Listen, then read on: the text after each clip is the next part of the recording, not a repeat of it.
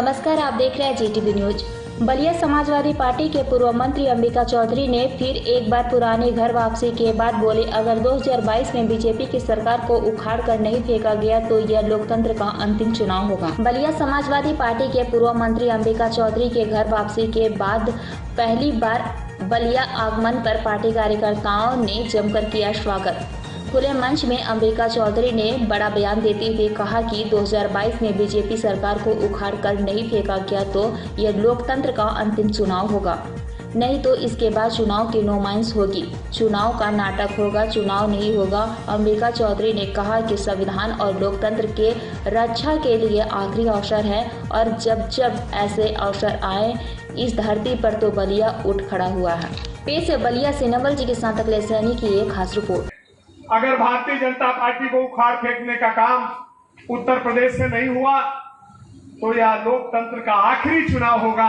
इसके बाद कोई चुनाव नहीं होगा, इसके बाद खाली चुनाव की नुमाइश होगी, इसके बाद सिर्फ चुनाव का नाटक होगा, लेकिन कोई चुनाव नहीं होगा। ये तय जानिए, अपनी पूरी कार्यप्रणाली से दिल्ली में बैठी हुई भाजपा सरकार और उत्तर प्रदेश में बैठी हुई भाजपा सरकार, इनके सारे कारकुन, नागपुर में बैठे हुए उनके आका और उसको पूरा करने में लगे हुए अफसरान, ये उस पूरी साजिश को इन लोगों ने तय कर लिया है कि हिंदुस्तान को एक ऐसी तानाशाही की ओर ले जाना है जहां इस संविधान का कोई मतलब नहीं रह जाए।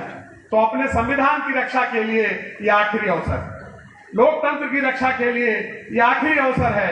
और जब जब ऐसे अवसर आए हैं इस धरती पर, तब तक बलिया उठ खड़ा हुआ है। मैं विश्वास करता हूं कि इस कालखंड में भी बलिया उठ खड़ा होगा, अपनी जिम्मेदारी को पूरा करें।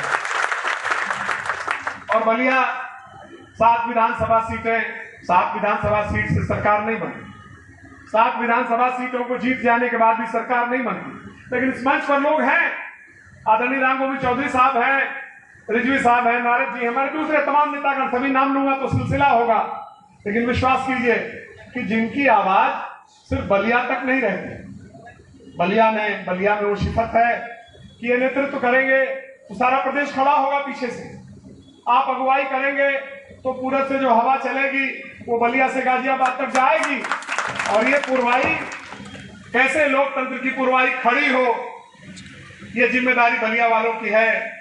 आज यही आह्वान करना चाहता हूं कि फिर से इतिहास ने आपको एक मौका दिया है, फिर से इस कालखंड ने आपको खड़ा किया है और अपने पुरखों को याद करना, भृगु मुनि की संतान बार बार अपने को कहते हो याद करना, भृगु मुनि के नाम पर कोई खोट नहीं होनी चाहिए। मंगल पांडे की संतान कहते हो याद करना, मंगल पांडे की जयंती मनाते हो, शताब्दी मनाते हो, पुण्यतिथि मनाते हो, इससे काम पूरा नहीं होगा मूर्ति को माला पहनाने का। याद रखना, मंगल पांडे को अपना पुरखा कहने वालों, जिम्मेदारी है तुम पर इस समय कि लोकतंत्र और संविधान की रक्षा के इस अंतिम अवसर पर अपनी कोई भी कुर्बानी किसी स्तर तक देनी हो तो देने जाना।